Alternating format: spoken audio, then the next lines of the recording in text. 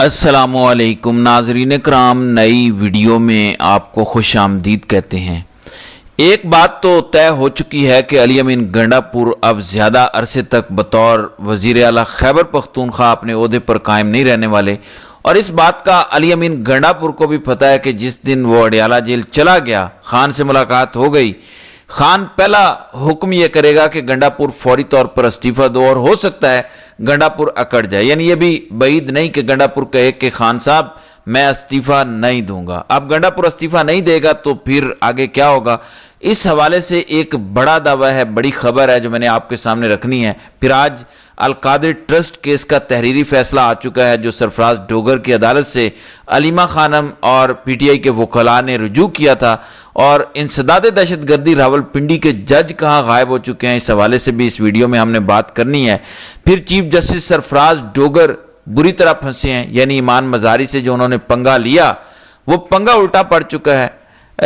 اس سمیت مزید کئی خبریں میرے سامنے پڑی ہیں۔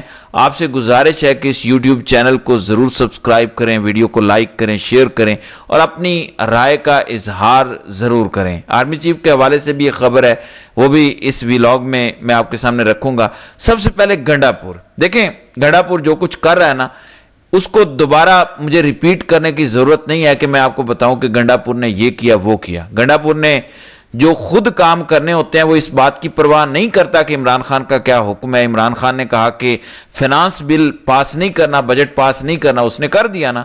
یعنی جس چیز سے بھی عمران خان نے روکا، اگر اس نے کرنا تھا وہ کر گیا۔ احتجاج کا عمران خان نے کہا، اس نے احتجاج نہیں کیا، لیکن جب عمران خان کو چھڑوانے کی باری آتی ہے یا عمران خان کے ریلیف کے لیے کوئی بات ہوتی ہے تو گنڈا پور کہتا ہے دیکھو نا، عمران خان سے ہمیں ملنے نہیں دیا جاتا، یہ نہیں ہوتا، وہ نہیں ہوتا۔ یہ سب گنڈا پور کی دو نمبریاں، یہ اس کے بہانے ہیں کہ دو نمبری وہ کر رہے ہیں، ڈرامے کر رہے ہیں۔ اور عمران خان اب جب بھی اڈیالہ سے پیغام آتا ہے، گنڈا پور کے لیے ضرور پیغام آتا ہے۔ اب گنڈا پور کبھی کہتا ہے پاسپورٹ بلاک ہے، کبھی وارنٹ نکل جاتے ہیں، کبھی کوئی تماشا، کبھی کوئی تماشا، تو کسی سے ڈھکا چھپا نہیں رہ گیا۔ اور یہ میں خبریں آپ کو پچھلے 3 مہینوں سے دے رہا ہوں کہ گنڈا پور کی عمران خان کی نظروں کے اندر امیج مکمل تباہ ہو چکی ہے۔ عمران خان شدید غصہ ہے علی امین گنڈا پور سے، اور اگر گنڈا پور کبھی خان کے سامنے چلا گیا نا، پھر گنڈا پور کا کیا حال ہوگا دیکھیں۔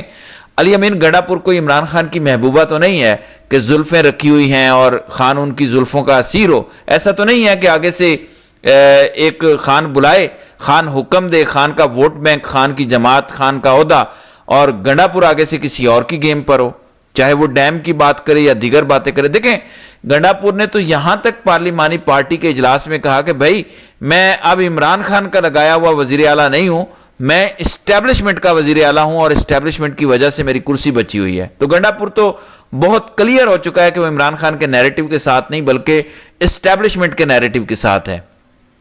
فہیم اختر ملک سینئر صحافی، کوٹ رپورٹنگ کرتے ہیں، الیکشن کمیشن کو کور کرتے ہیں، جے یو آئی فے کو کور کرتے ہیں، بلکہ نامور صحافی ہیں، 92 نیوز چینل پر ہوتے ہیں۔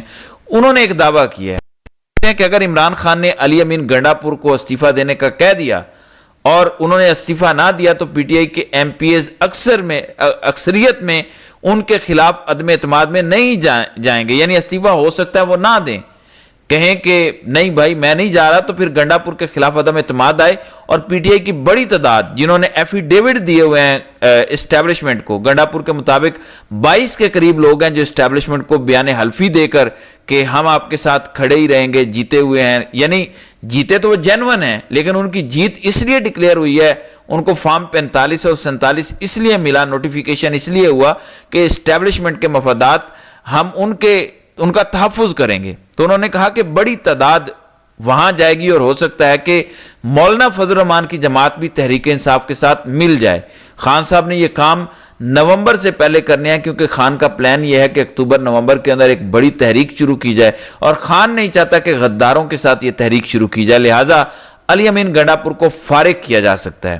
اب اسلام آباد ہائی کورٹ کے اندر متفرق درخواستیں پرسوں جس پر سماعت بھی ہوئی تھی کہ جلدی 190 ملین پاؤنڈ کیس لگایا جائے، اور آج اس کا تحریری فیصلہ جاری ہوا ہے۔ خبر ہے کہ عمران خان اور بشرا بی بی کی 190 ملین پاؤنڈ کیس میں سزا معطلی کی درخواستیں جلد مقرر کرنے کی متفرق درخواست منظور کرنے کا تحریری حکم نامہ جاری۔ سزا معطلی درخواستوں پر سماعت کی تاریخ نہیں دی گئی۔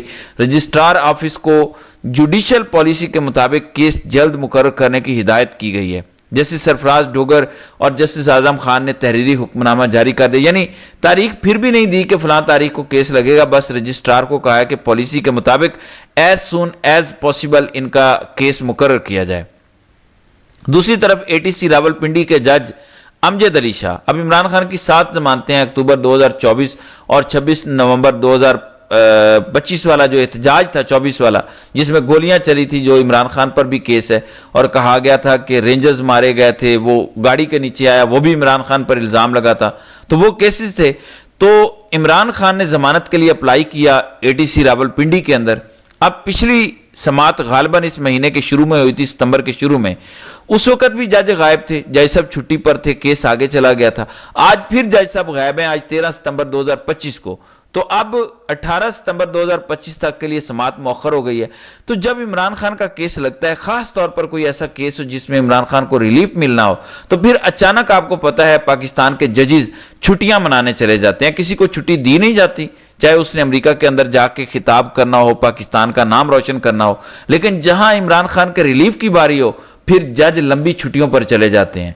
اچھا، جسٹس سرفراز ڈوگر ایمان مزاری کے ساتھ بدتمیزی، دھمکیاں، اس کے بعد پھر اس کی ایک وضاحت آئی، اس کے بعد پاکستان کی تمام بڑی بار ایسوسی ایشنز نے مذمتی قراردادیں پیش کی اور کہا کہ ڈوگر کو فارغ کیا جائے۔ 41 کے قریب خواتین وکلاء نے مذمتی خطوط لکھے۔ اس کے بعد ایمان مزاری نے آج ایک درخواست دی۔ درخواست یہ ہے کہ چیف جسٹس کا کورٹ روم نمبر 1 یعنی 11 ستمبر کو جس کورٹ کے اندر ایڈوکیٹ ایمان مزاری کے ساتھ بدتمیزی کا، ہراسانی کا واقعہ پیش آیا، ایمان مزاری نے یہ درخواست دی ہے کہ اس دن کی جو کورٹ کی CCTV فوٹیج ہے 9 بجے سے لے کر 11 بجے تک کی، جس کے درمیان یہ سارا واقعہ پیش آیا تھا، اس کو محفوظ کیا جائے، اس کو پریزرو کیا جائے۔ ایسا نہ ہو کہ کل کو کہا جائے کہ کوئی ثبوت ہی نہیں ہے اور CCTV فوٹیج جو ہے وہ کورٹ روم سے ڈیلیٹ ہو چکی ہے، کوئی مسئلہ بن چکا ہے۔ تو ایمان مزاری نے جو کیا، اس سے لگتا ہے کہ ایمان مزاری جسٹس ڈوگر کو سپیئر نہیں کرنا چاہتی۔ پھر آرمی چیف کے حوالے سے ایک خبر سن لیں۔ اگرچہ کہا جاتا ہے کہ پالیسی یہ ہے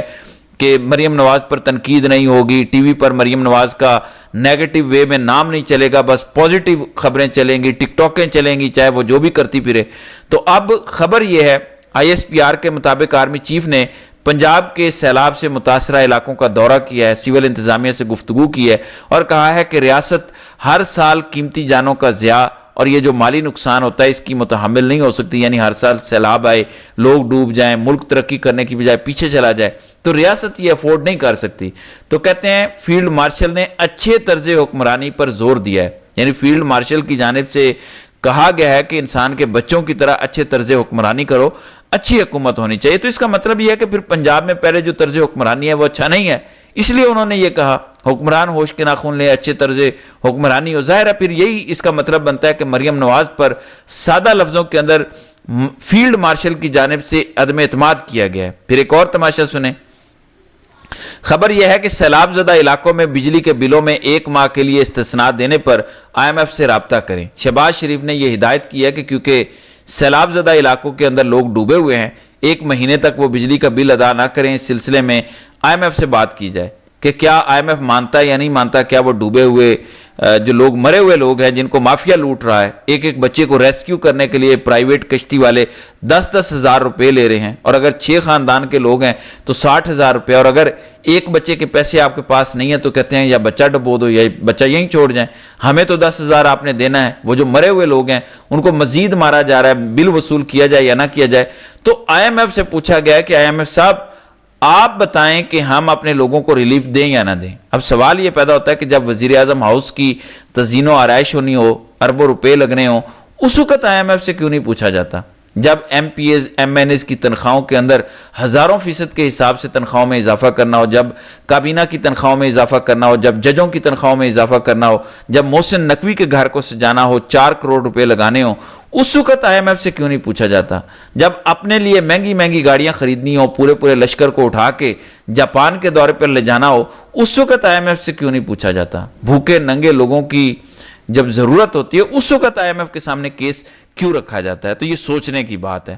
اب اس حوالے سے آگے کیا ہوتا ہے، کیا IMF اس کی اجازت دیتا ہے یا نہیں دیتا، ظاہر ہے اس حوالے سے جلد خبر آ جائے گی۔